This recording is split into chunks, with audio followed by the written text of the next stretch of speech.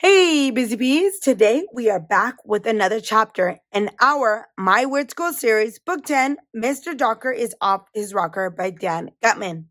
But before we get into our chapter of the day, we are going to get into our riddle of the day. And the riddle of the day is, what has many keys but cannot unlock a single door? And I'll tell it to you again. What has many keys but cannot unlock a single door? And I will give you the answer to our riddle at the end of our chapter.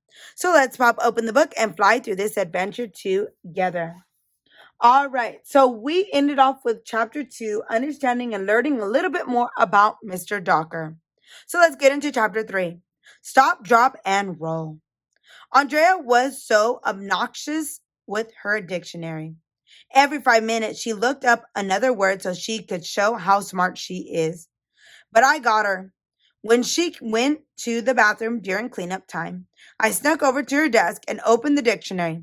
I flipped through the pages until I found the word stupid. Then I drew a picture of Andrea and a line pointing to the word. It was great. You should have been there. I closed the dictionary just before Andrea came back from the bathroom. Nah, nah, nah, boo boo on her. I couldn't wait for her to find the picture. Miss Daisy told us to line up for science. We walked 1,100,000 miles to the science room. Mr. Docker wasn't there yet, but then he rolled in on the lawnmower thing. He was eating potato chips. Mr. Docker sure loves potatoes. Sorry I'm late, he said. I was reading a book about helium, and I just couldn't put it down. And then he did that cackling, demented laugh.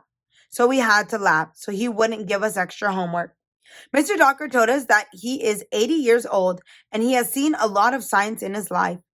When he was a kid, they didn't have important stuff like microwave popcorn or Velcro or sneakers that light up when you walk. Wow, I said. Do you remember when they discovered fire? Were you there when they invented the wheel? I'm not quite that old, Mr. Docker said. But when I was your age, they didn't have video games. No video games? I asked. How did you survive? I did experiments, he said. Let's do an experiment right now. What do you think would happen if we combined water with the chemicals citric acid and sodium bicarbonate? Beats me, Michael said. Let's do the experiment to find out, said Mr. Docker. He took one of those tiny little plastic cans they use to hold camera film and put hot water in it. He dropped in a piece of Alka-Seltzer, which is this medicine my dad takes when he has a tummy ache. Then he snapped the top on the film can and put it upside down on the floor. Nothing happened for a few seconds. Then the film can suddenly shot up into the air and bounced off the ceiling. The chemical reaction gives off carbon dioxide gas, said Mr. Docker. The can has nowhere to go, so it blasts off.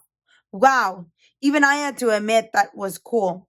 Mr. Docker told us that scientists use something called the scientific method. First, think of a question or problem, he said. Then try to guess what the answer is. After that, do an experiment. Then look at the results and form a conclusion. That's the scientific method. Mr. Docker asked if anyone had any questions, and Andrea, of course, stuck her hand in the air. I have a why question, Andrea said. Why is the sky blue? What a brown-noser. Everybody knows why the sky is blue. It's because air is blue. The sky is blue because of Roy G. Biv, Mr. Docker said. Roy G. Biv? I said. Who's that? He's right outside, Mr. Docker said. He took out this glass thing that was shaped like a triangle. He brought it over to the window where the sun was shining in. This is called a prism, he told us. It's going to help us find Roy G. Biv. Mr. Docker held the prism thing up to the sunlight, and the most amazing thing in the history of the world happened. A big old rainbow appeared on the wall of the room. It was cool. Roy G. Biv stands for red, orange, yellow, green, blue, indigo, and violet, said Mr. Docker. Sunlight is made of these different colors. The prism separates them. But when sunlight goes through the air, the light particles scatter and bounce off the oxygen atoms. Most of the colors don't scatter very well, but blue scatters really well in all different directions. It has a short wavelength. That's why the sky looks blue. Andrea was taking notes the whole time. What is your problem? See, Mr. Docker said. Just about anything is science. I know something that's not science, I said, blowing stuff up. Blowing stuff up is cool.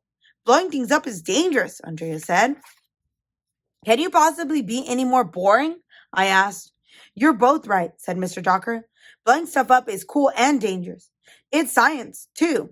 We can't blow stuff up here, but that gives me a good idea for a what-if experiment. What do you think will happen if I take some raw sodium and put it into water? It will get wet, I said. It will melt, said Andrea. I think it will float, guessed Ryan. Those are good guesses, said Mr. Docker. Let's do the experiment and find out. Then we'll look at the results and form a conclusion. Mr. Docker poured water into a pan. He put on a pair of goggles. Then he unlocked a cabinet and took out a chunk of sodium with a big spoon. Don't try this at home, kids, he said. He dropped the chunk of sodium into the pan. And then the most amazing thing in the history of the world happened. There was a big flash of light. It lit up the whole room. A flame jumped out of the pan. It was way cool. And we saw it lit live and in person. The chemical reaction creates heat, said Mr. Docker. Just then something crazy happened. His hair caught on fire. Oh no. Uh-oh, said Mr. Docker. That's not supposed to happen. Flames and smoke were coming off his head. It was like his head was a campfire. It was a real Kodak moment.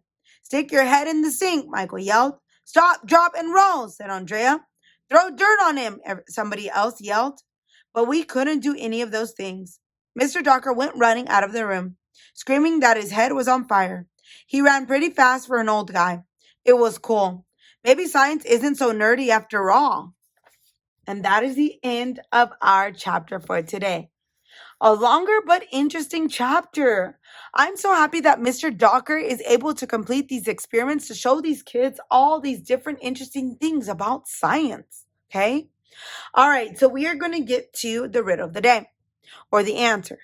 So the riddle was, what has many keys but cannot unlock a single door? And the answer is, drumroll please, a piano. A piano has a lot of keys, but a piano cannot unlock a single door. If you like this video, give it a like. And if you'd like to follow along for more adventures, hit that subscribe button. And I will see you on the next one.